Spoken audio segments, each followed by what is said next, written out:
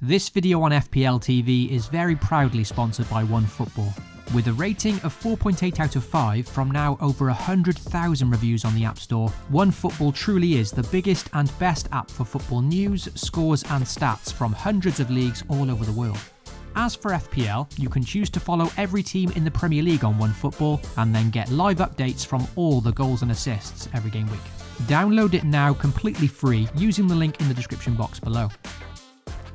Hey guys, and welcome back to FPL TV. Before looking ahead to Game Week 26, let's see how the side performed in the previous game week. As you know, it was a double game week last week for both Brighton and United, so using two of my free transfers, I chose to attack the double game week and bring both Cucurella and Mopé into my side. Both transfers paid off fairly well, with the large majority of their returns coming in their first game at home to Watford, a clean sheet for Cucurella and Mopé bagging a very well taken goal. Elsewhere in the double game week, there wasn't so much luck for United in their first game against Southampton, where all three of De Gea, Fernandes and Ronaldo blanked once again, making it seem that perhaps this was going to be a very underwhelming double game week for those of us that kept patience with them. However, all that changed in their second fixture against Brighton, where all three returned points. I chose to captain Ronaldo for this double game week, who, within the top 10k, was a much bigger differential than Fernandes was. For 96 minutes of that game against Brighton, it was looking like opting for Ronaldo was a great decision on my part. But unfortunately, in the dying seconds, Fernandes did score and stole all three bonus points as well, ultimately outscoring Ronaldo for the game week. And because Fernandes was so heavily captained, this actually had a negative impact on my game week, as my ranking was looking so much better before he put that chance away. If only he'd squared it to Ronaldo. Aside from the double game week players, there wasn't too much else to report within my side, with the ever-consistent Alexander-Arnold and Bowen the two single game week players to return points, with blanks all round elsewhere. I said last week that this was very likely last chance saloon for Antonio and Rafinha, and neither did much to change my mind on that, with Rafinha frustratingly getting subbed at half-time against Everton. I also mentioned last week that by transferring in the two Brighton players, it also allowed me to move Luca Digne to first spot on my bench, just in case João Cancelo did miss Man City's game against Norwich. That indeed was the case, with Cancelo getting a well-deserved rest, so in came Digne automatically as a replacement. And that's now just 3 points in 2 games from the Frenchman since bringing him in, a very underwhelming transfer so far. So for Game Week 25, my team scored an extremely pleasing 82 points, thanks mainly to the 5 double game week players. And the extra 15 points from my 2 transfers in Cucurella and Mopé certainly made the difference, and took this from an average game week to a very good one. 82 points gave me a very decent rank boost last week, from 48k up to just outside the top 30k now, my highest ranking of the season so far. And although there's still a long way to go, I have to say I'm delighted to be in this position after 2 shocking and frustrating seasons over the last 2 years. As things stand, I'm just 8,000 places away now from my best ever finish in FPL at 22k, and if I can set a new personal best this season, having run this channel for many years, well, on a personal level, I'd be over the moon with that. Of course, there's no guarantees I'll have a strong finish, but it's nice to at least be in the mix for a change. With me set to use my wildcard this game week, and then with the potential free hit in 27 and bench boost in 28, well, this is no doubt set to be a pivotal few game weeks in my season. So whether it goes well or goes tits up, it'll be exciting nonetheless. So with that, let's move on to Game Week 26 now, and look at my plans for the upcoming double game week. Also, if you do enjoy the content here at FPL TV, then please support the channel by leaving a like and most importantly getting subscribed. You can also hit the notification bell so you always know when a new video goes live. Heading into double game week 26, it's fair to say that my squad is very much underprepared. I've not yet got Mo Salah back, who of course was always the main priority for this game week, but I'm also now too stuck with an injured Diogo Jota, who looks set to miss this incredibly enticing double game week. On top of that, there's a lot of dead wood in my side, as well as an abundance of single game week players. And I think the biggest miss for me this game week is certainly those of Arsenal players, who have a double game week consisting of back-to-back home fixtures. For those reasons, the plan now is to activate the wildcard this week, and continue to attack these upcoming double game weeks. So let's see how the current wildcard squad is looking for Game Week 26. The plan with this wildcard is as follows.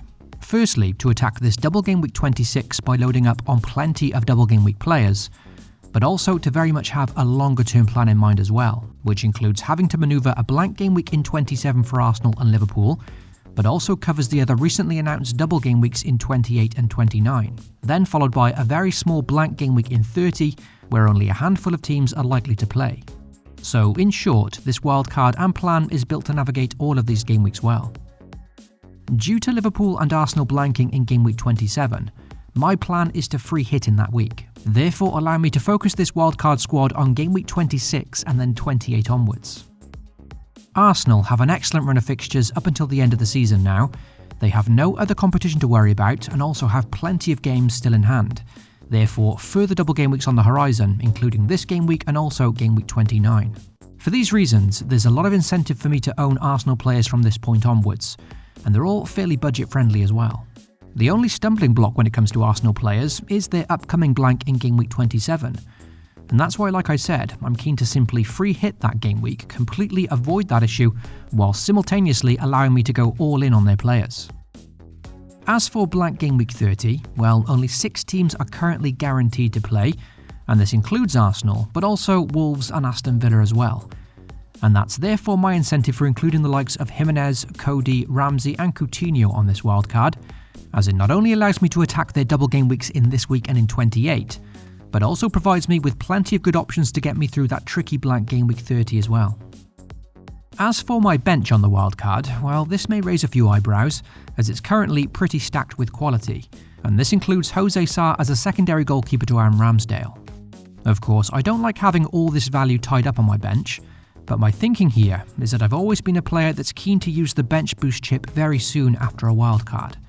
So the plan is to get that chip out of the way in game week 28 now for the recently announced double game week. And that's why I've included the likes of Sarr, Ramsey, Luca Digne and St. Maximin here, because I'm now looking to use the bench boost in game week 28, and in that game week all 4 of these options will boast a double game week.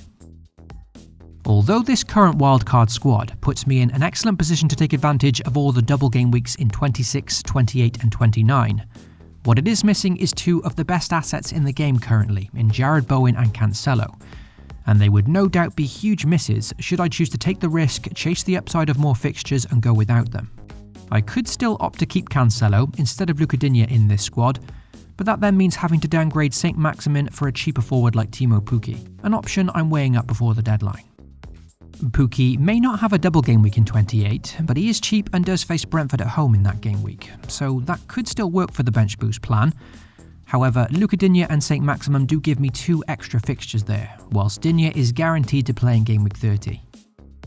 As for Jarrod Bowen, well, it's either him or Coutinho in this draft, and with Coutinho also guaranteed to play in game week 30, as well as now being gifted a double game week in 28, that may just seal it for me. There's still a few other small changes that I'm weighing up in this wildcard draft, and one of them is opting for Van Dijk over his teammate Robertson.